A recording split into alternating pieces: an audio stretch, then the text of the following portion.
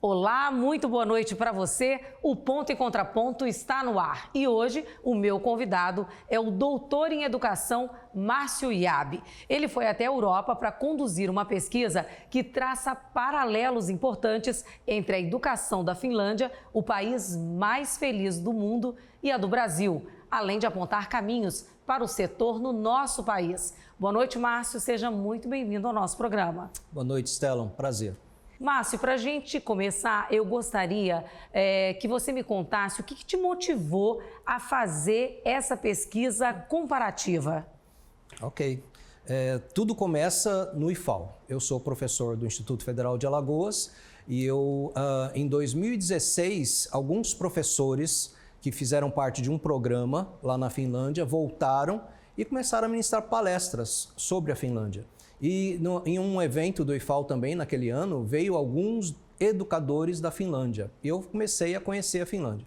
Quando eu me candidatei ao programa, a seleção para doutorado, né, da UFAL, na hora de pensar qual a tese que eu gostaria de defender, foi quando eu fiz uma relação, né, da minha experiência profissional, né? Eu tenho 35 anos de experiência profissional no mercado de trabalho e alguns anos na academia. Esse tema, esse problema sobre a profissionalidade e comparação com os finlandeses foi o que mais me chamou a atenção. Eu pensei, nossa, com a experiência que eu tenho, com o gosto, com o desejo que eu tenho de aprender mais sobre profissionalidade, nada melhor do que entender um pouquinho sobre a profissionalidade na Finlândia. Foi aí que eu defini a tese, né, que é uma proposição, que é a inter-relação entre o sistema educacional e a profissionalidade docente, um estudo comparativo entre Brasil e Finlândia. E você chegou a ir para lá, passou quanto tempo na Finlândia e que tipo de contato que você teve com a educação lá? Eu comecei o doutorado na UFAL em 2019. Desde final de 2018, para fazer o projeto, que eu já comecei a entrar em contato com os finlandeses, né? Com o Ministério da Educação, com universidades, com escolas, com amigos meus que moram lá. Então eu tive muito contato. Daí veio a pandemia, eu tive que cancelar uma viagem e fui para lá somente em 2022. Era para ter ido em 2021 e ficado mais tempo. Sim. Mas eu só consegui em 2022, que eu tive uma autorização por causa da pandemia. Fiquei apenas um mês. Mas o contato ele foi até o começo do ano passado, 2023, eu ainda estava em contato com os finlandeses, levantando dados. Agora, quando eu estive na Finlândia, em 2022, eu já fui com tudo programado. Já fui com visitas técnicas nas universidades, nas escolas, no Ministério da Educação, para conversar com familiares, né, famílias finlandesas, professores diversos. Então eu fui para lá apenas para confirmar os dados que eu já estava levantando desde 2019. E o ponto de partida da sua pesquisa foram os resultados do PISA, o Programa Internacional de Avaliação de Aluno, que é aplicado pelos países membros da Organização para a Cooperação e Desenvolvimento Econômico, o OCDE. Como é que funciona o PISO e como é que você usou esses dados no seu levantamento? Então, o PISA é uma avaliação de larga escala, que ela é realizada pela OCDE para os 38 países membros da OCDE, mas são 78 países, se eu não me engano, que fazem parte dessa avaliação de larga escala, que avalia matemática, leitura e ciências em estudantes de 15 anos de idade. O Brasil, por exemplo, ele não é membro da OCDE, mas ele é convidado, ele é um participante do PISA, né? Assim como diversos outros países. E ele não faz parte por causa dos índices? O Brasil, desde a época do Fernando Henrique Cardoso, se eu não me engano, que tenta conseguir acesso como membro efetivo da OCDE, mas Sim. não conseguiu. Na época do governo Bolsonaro tentou, na época do Lula também tentou, sempre tem tentado, mas existe uma série de pré-requisitos necessários, né, para ser membro efetivo da OCDE. E o Brasil até hoje não conseguiu atender a todos os pré-requisitos. Agora, o PISA é uma avaliação, como eu falei, para estudantes de 15 anos de idade, que avalia o conhecimento desses estudantes em matemática, leitura e ciências. Isso despertou o meu interesse, ajudou a despertar o interesse pela educação finlandesa, né? Porque em 2001, 2000, o primeiro PISA, a Finlândia ela aparece como entre os 10 primeiros, lá nos primeiros lugares. E aquilo chamou a atenção do mundo inteiro. Claro. O que fez com que muitos educadores, políticos, gestores políticos fossem para a Finlândia para saber o que era a educação finlandesa. Então isso chamou a atenção, isso chamou a minha atenção. Porém, quando eu entrei em contato com educadores, professores das universidades finlandesas, eu percebi que eles não são tão assim preocupados com o PISA. Então, alguns educadores que eu conversei, eles falaram, numa escola, por exemplo, de ensino fundamental, que eu fui lá na Finlândia, os professores falaram para mim, nossa, a gente PISA, mas o que é o PISA? Eles não estão tão preocupados, mas pelo fato da Finlândia ser um membro efetivo da OCDE, ela participa, tem bons resultados e, de repente, a Finlândia começou a receber muitas pessoas, gestores, políticos do mundo inteiro para conhecer a educação finlandesa. E aquilo realmente chamou a minha atenção, né, para eu começar a estudar, mas eu vi que é muito mais do que essa avaliação. E nesse estudo comparativo, qual foi a maior diferença que você notou entre a educação brasileira e a finlandesa? São muitas diferenças, sabe, Stella? Uma que te chamou mais atenção, assim, que você poderia mostrar para a gente? O que mais me chamou a atenção é o que a gente chama de políticas educacionais, políticas públicas da educação de Estado e políticas públicas de educação de governo. Então, a Finlândia, na década de 70, eles resolveram mudar o país. Para se ter uma ideia, no final da década de 60, a Finlândia era um dos países mais pobres da Europa. Sim. Os primeiros 14 quilômetros de estrada asfaltada da Finlândia da década de 60. Os primeiros 14 quilômetros de estrada asfaltada. Então era um país muito pobre. E na década de 70, aqueles que queriam reformar, né, a Finlândia, o sistema educacional, o sistema político de um modo geral, eles chegaram à conclusão de que para um desenvolvimento do país seria necessário o desenvolvimento educacional de seus cidadãos. Foi aí que eles começam uma verdadeira revolução na educação. Então, olha só, década de 70, eles estabelecem que para o desenvolvimento desta nação, do norte europeu, eles precisariam desenvolver seus cidadãos educacionalmente, certo? Sim. Começa uma série de reformas nos seus normativos, nas suas políticas educacionais, a partir da década de 70. Políticas de Estado, ou seja, a partir desse momento, o Ministério da Educação passa a ser o principal ator, e não os governos. Foi um plantio para ter a colheita lá na frente. Isso também, mas o principal é uma certa autonomia do Ministério da Educação, o reconhecimento do governo de que o Ministério da Educação, formado por professores, por acadêmicos, estudiosos, pesquisadores da educação, que comandassem, liderassem essa reforma educacional. Certo? Então eles mudaram, por exemplo, a partir da década de 70, que os professores finlandeses só poderiam entrar em sala de aula desde a educação infantil se tivesse mestrado. Sim. Certo? Então, a partir desse momento, eles começam a tomar essas decisões, que é o Ministério da Educação que toma essas decisões e os governos quase que não interferem. E no Brasil é diferente. No Brasil, o que a gente mais vê são políticas de governo. Entra um governo e ele quer mudar um monte de políticas, não quer dar continuidade, né? Não dá continuidade. E aí está sempre começando e nunca chega ao fim. Exatamente. Nos pontos principais. É claro que o Brasil teve uma grande evolução da década de 70 para cá. Mas, por exemplo, né, da década de 70 até os dias atuais, foram poucas mudanças nas políticas educacionais da Finlândia, né? Mas no Brasil nós tivemos 2 LDB e diversos normativos que foram modificados. Que apesar do modelo finlandês ser muito bom, não adianta simplesmente copiar e colar para ser aplicado aqui no Brasil. Mas é possível usar de inspiração, levando em conta a realidade do nosso país? Como inspiração, Com certeza, né? Porque os gestores, os políticos na área de educação, eles podem se inspirar com o sistema educacional finlandês, principalmente se forem trabalhar de uma forma sistêmica. Porque os finlandeses, eles são muito bons na sua gestão sistêmica.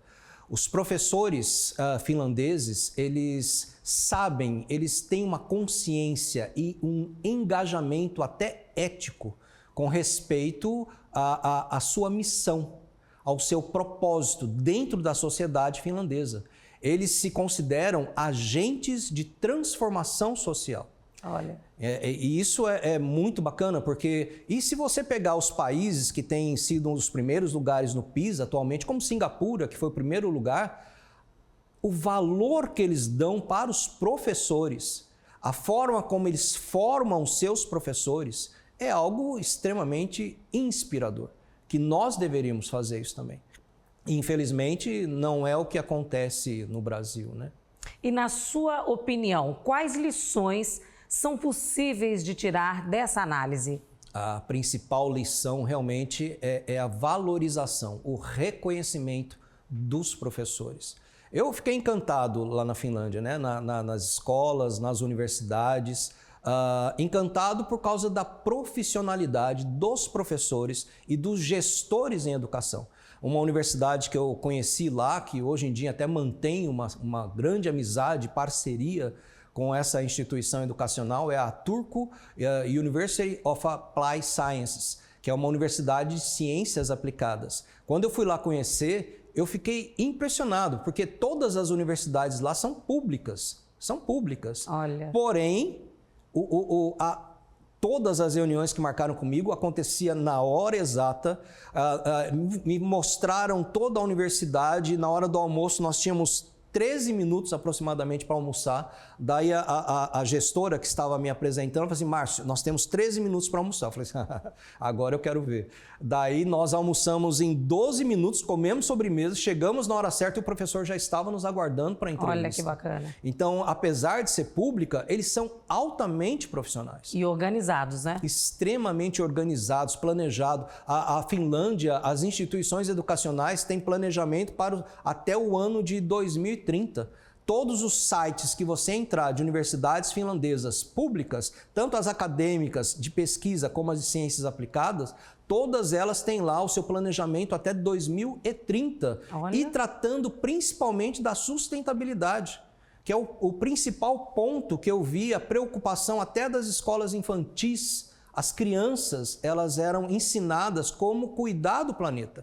Porque a Finlândia, durante muitos anos, era um pouco similar ao Brasil, porque ela dependia de madeira, da floresta. Sim. Mas ela se desenvolveu, né? A partir da década de 70, houve um crescimento fantástico em termos tecnológicos, né? Em função daquilo que eu falei, de uma política de Estado, de valorização da educação, principalmente na educação tecnológica, né? A Nokia é finlandesa, né? Sim. Muitas instituições tecnológicas são finlandesas. Então, eles se desenvolveram, o país se desenvolveu muito em função disso. Então, é um ponto realmente que chama muita atenção.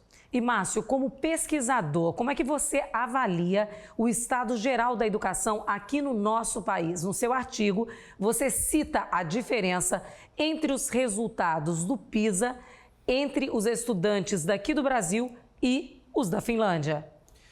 Se a gente pegar o PISA, a gente não vê, não apenas da Finlândia, né? Tem outros países, como os países orientais, né? Os 6 primeiros lugares do último PISA, 4 chineses, 1 coreano e 1 japonês, né? Então, eles se dedicam muito na questão de avaliações de larga escala, que não é o caso da Finlândia e alguns outros países. Sim. Mas um ponto que chama muita atenção para a educação brasileira é realmente essa falta de valorização.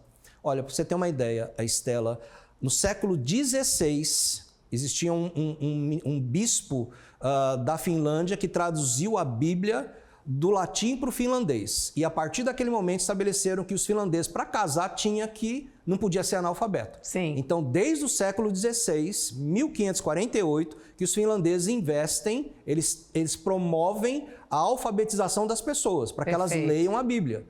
Um ano depois disso, estava chegando o primeiro governador brasileiro, que ele veio para cá com os jesuítas que não tinham a intenção da intelectualização dos seus cidadãos, que a maioria aqui no Brasil era indígena, mas sim a eliminar a cultura pagã indígena para que implantasse a cultura católica. Nada contra o que eles fizeram, mas só que era um objetivo diferente. No final do século XIX, 100% dos finlandeses sabiam ler e escrever. E no final do século XIX, 84% dos brasileiros eram analfabetos. Olha só. Então, por aí você percebe que o que é necessário, o que nós podemos, não é copiar e colar o sistema educacional finlandês, isso nunca daria certo. É se inspirar, pelo menos, para começar a fazer o dever de casa que já está atrasado, isso, né? Perfeito, Estela. É exatamente isso. É começar a buscar diálogos, preferencialmente com educadores, com pesquisadores da educação, e não com políticos que, por mais bem intencionados que sejam, às vezes não dá certo. Existe uma educadora americana que ela fala que a gente não deve entregar a educação. A educação é séria demais para entregá-la às boas intenções de amadores, sabe? Então, é forte isso. Nos Estados Unidos, que no Brasil deveria ser a mesma coisa. Nós todos deveríamos começar a trabalhar disso, investir mais na educação. É um longo caminho, não vai acontecer de uma vez. Você viu, na Finlândia começou na década de 70. Pois é. Mais a gente já está super anos. Atrasado, né? Mas nunca é tarde, né? Nunca é tarde, com certeza não. E, Márcio, a pesquisa, ela também é parte importante do processo educacional, né? Na sua opinião, essa área, ela anda recebendo a atenção devida no nosso país? Está melhorando bastante, né? Aqui no estado de Alagoas, a FAPEAL, na minha opinião, tem feito um trabalho muito interessante com respeito à pesquisa. Eu conheço a pesquisa no Instituto Federal de Alagoas. A pró-reitora, a professora Eunice, ela faz um trabalho muito, muito interessante com respeito à pesquisa e inovação. Então, tem melhorado bastante. Mas uma coisa que eu vi na Finlândia, pelo menos nas instituições, nas universidades de ciências aplicadas, eram as pesquisas voltadas para o desenvolvimento regional.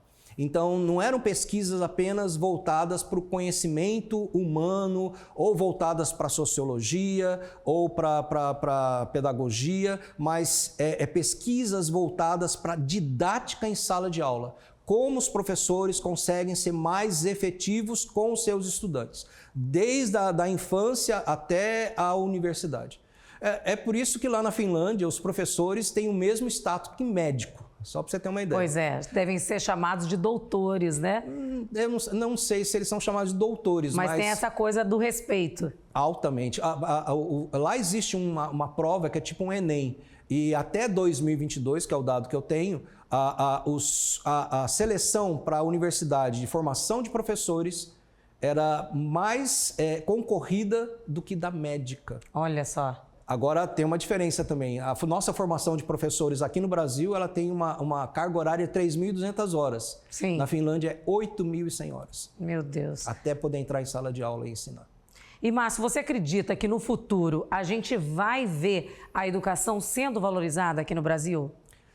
Estela, é a esperança, acho que de todo cidadão brasileiro que tem algum esclarecimento, porque se isso não acontecer, eu acho que não tem como realmente uma nação se desenvolver sem que os seus cidadãos se desenvolvam primeiramente. Né? É verdade. Márcio, agradeço demais a sua participação aqui no nosso PCP. Obrigado, Estela.